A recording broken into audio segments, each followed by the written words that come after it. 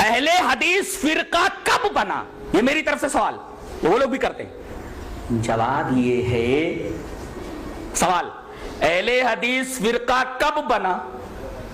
جواب، فرقہ تب بنتا ہے جب اپنی اصل سے جدا ہو۔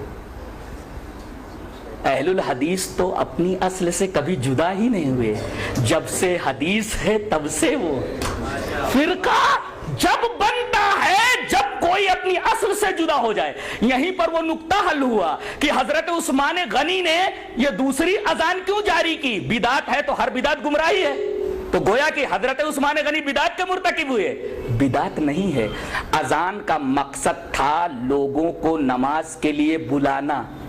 آبادی زیادہ ہو گئی، کثر الناس، یہ علت ہے، کثرت تعداد علت ہے، علت پائی گئی تو اذان کو مقام زورا میں دلایا۔ بدعت کیوں نہیں ہوئی؟ اس لیے کہ یہ فرع اپنی اصل سے جدا ہی نہیں ہے۔ نہیں سمجھ میں آیا؟ یہ نقطہ سمجھ میں آ جائے تو بہت سارے مسائل آٹومیٹکلی سمجھ میں آ جاتے ہیں۔ فرقہ جب بنتا ہے جب اپنی اصل سے جدا ہو۔ اچھا، ایک سوال اور قائم کرتا ہوں کہ جب اللہ نے تمہارا نام مسلم رکھ دیا تو تم اہل الحدیث اپنا نام کیوں رکھتے ہو؟ جواب اس کا یہ ہے کہ یہ اہل الحدیث جو نام ہے یہ وصفی ہے، مسلم ذاتی ہے، اور وصفی نام رکھنا جائز، یہ تو حدیث سے ثابت کر رہا ہوں اور عقلی طور پر بھی ثابت کروں گا۔ پہلے یہ ثابت کروں گا کہ وصفی نام رکھنا جائز ہے۔ دلیل یہ حدیث پاک، وانی الزہری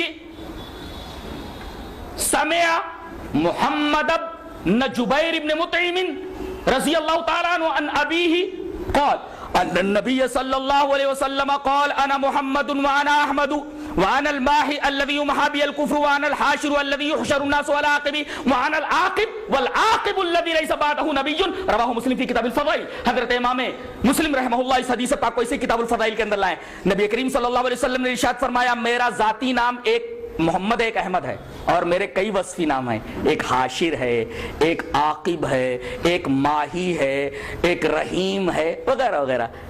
اور ایک نقطہ یاد رکھو کہ کسی ذات کے متعدد صفات اس کی عظمت پر دلیل ہوتے ہیں، نہیں؟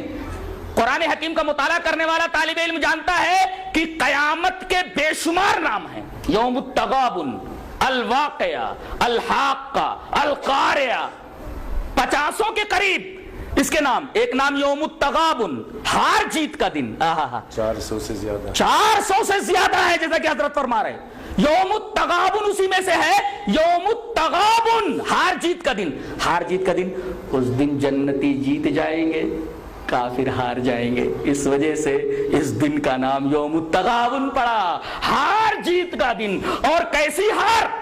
یہاں تو کرکٹ والے ہار جاتے پھر جیت جاتے ہیں، وہاں کوئی آپشن ہے ہی نہیں۔ ایک دفعہ جو جیت گیا ہمیشہ کے لیے جیت گیا، جو ہار گیا سو ہمیشہ کے لیے ہار گیا، کوئی آپشن نہیں ہے، سیکنڈ آپشن ہے ہی نہیں، آپشن ہے ہی نہیں۔ جو ہار گیا وہ ہمیشہ کے لیے ہار گیا، جو جیت گیا وہ ہمیشہ کے لیے جیت گیا۔ لہذا اصل کامیابی در حقیقت آخرت کی کامیابی ہے، وہاں جو کامیاب ہو گیا در حقیقت حقیقی کامرانی، حقیقی کامیابی اسی کو ملی۔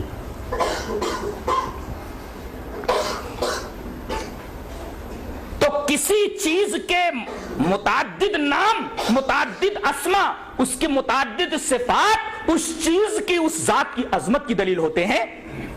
جیسے قیامت ایک امر عظیم ہے، اسی وجہ سے 400 سے زیادہ اس کے نام ہیں۔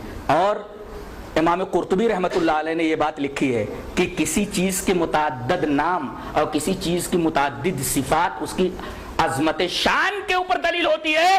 عربوں کے ہاں، اہل عرب کے ہاں تلوار کی بڑی عظمت تھی، بڑی اہمیت تھی، لہذا انہوں نے صرف تلوار کے لیے 500 الفاظ جمع کیے۔ 500 ورڈ ہے تلوار کے لیے۔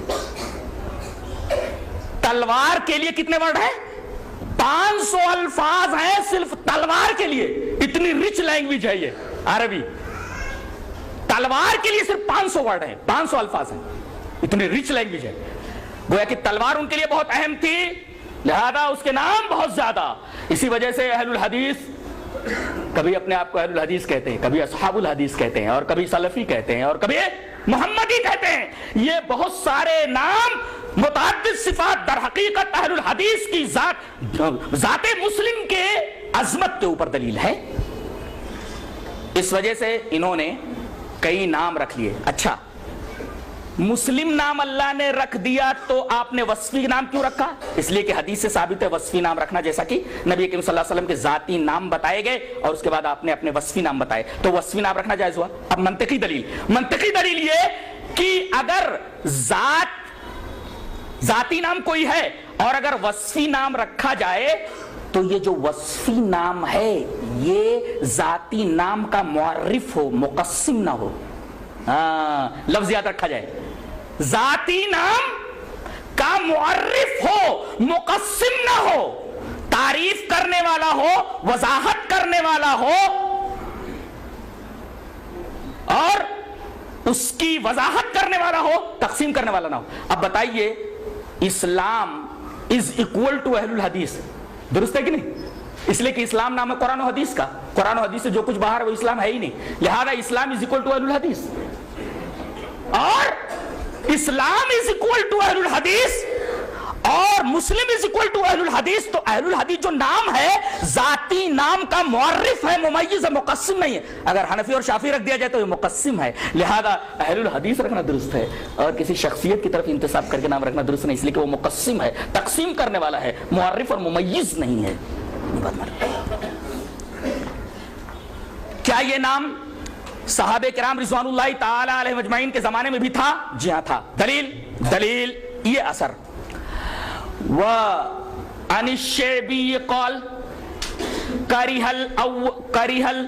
کرہ الصالحون الاولون الاکثار من الحدیث ولو استقبلت من امری ما استدبرت ما حدثت الا بما اجمع علیہ اہل الحدیث.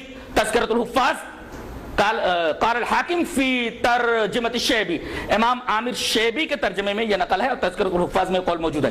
حضرت شیبی فرما رہے کہ پہلے کے نیک لوگ زیادہ حدیث بیان کرنے سے ذرا بچتے تھے اور وہ بات جو مجھے بعد میں معلوم ہوئی اگر پہلے معلوم ہو گئی ہوتی تو میں وہی حدیث بیان کرتا جس پر تمام اہل الحدیث کا اجماع تھا.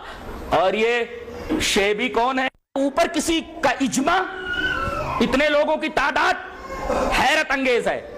جی چاہتا ہے کہ اس پر بھی ایک حدیث آپ کے سامنے میں پیش کر دوں. حدیث اس طرح وعن عبداللہ رضی اللہ تعالی عنہ عن النبی صلی اللہ علیہ وسلم قال خیر الناس قرنی ثم الذین یلونہم ثم الذین یلونہم ثم یجیء اقوام تسبق شہادت احدہم یمینہ ویمینہ شہادتہ قال ابراہیم وکانوا یضربوننا علی الشہادت والعہد.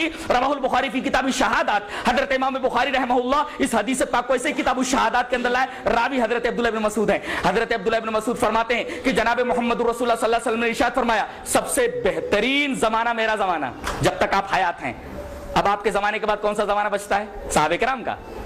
اور صحابہ کرام کا زمانہ، اس کے بعد تابعین کا زمانہ. یہ تین زمانے ہیں.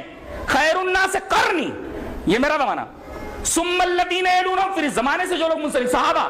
ثم الذین یلونہم، پھر میرے صحابہ سے جو منسلک ہیں. اس کا مطلب دور نبوی، دور صحابہ، دور تابعین اور دور صحابہ کے اندر یہ لفظ موجود تھا. اس کا مطلب صحابہ کرام رضوان اللہ تعالی علیہم اجمعین لفظ اہل الحدیث سے اچھی طرح واقف تھے. اب آخری بات رہ گئی، کیا یہ نام رکھنا ضروری ہے؟ جی ہاں ضروری ہے. ضروری ہے. کیوں؟ دلیل اس کی یہ ہے کہ نبی کریم صلی اللہ علیہ وسلم کے زمانے میں کیا یہ ہوتا تھا کہ یہ حدیث صحیح ہے یا حدیث ضعیف ہے؟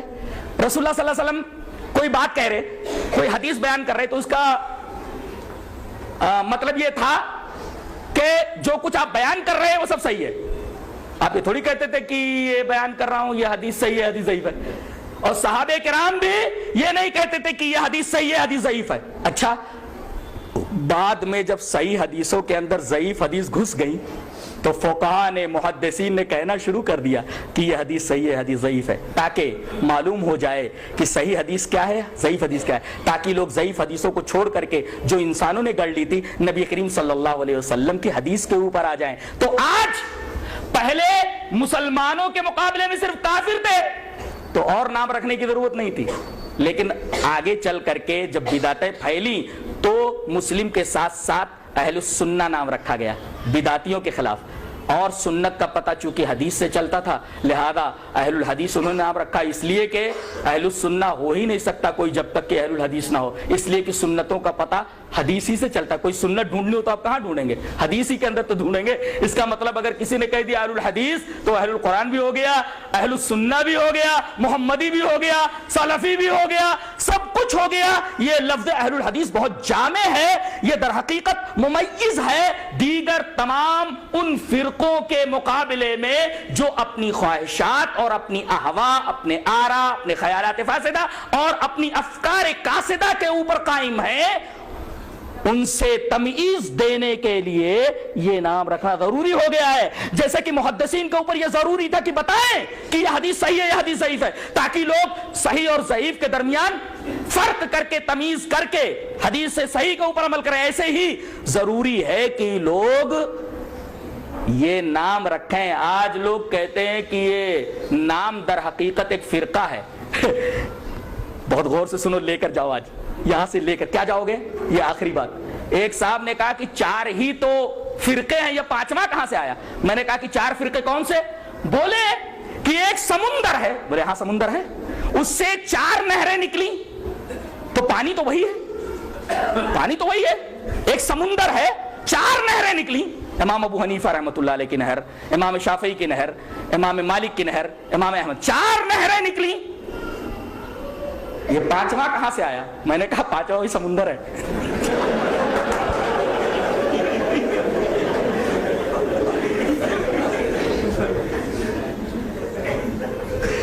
پانچواں کہاں سے آیا؟ 4 نہریں نکلی، 5واں کہاں سے آیا ہے؟ میں نے کہا وہی سمندر ہی تو ہے، وہی اصل ہے، وہی اہل حدیث ہے۔ اچھا یہ چاروں تو وہی پانی ہے۔ بولے پانی تو صحیح تھا۔ میں نے کہا لیکن آگے چل کے بارشیں ہوئیں اور بڑی گندگیاں آ گئیں سب اس کے اندر۔